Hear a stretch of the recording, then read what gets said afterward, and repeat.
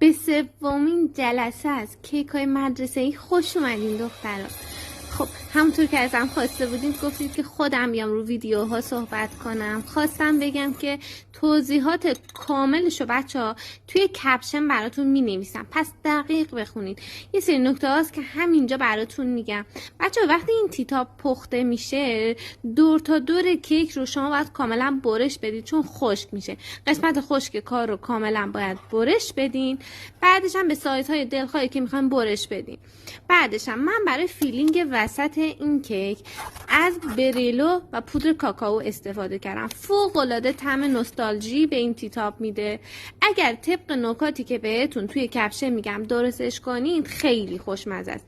راستی منتظر آیتم های بعدی کیک‌های مدرسه‌ای باشین. این ریلز رو برای دوستاتون کسایی که بچه مدرسه‌ای دارن حتما بفرستین بیان استفاده کنن.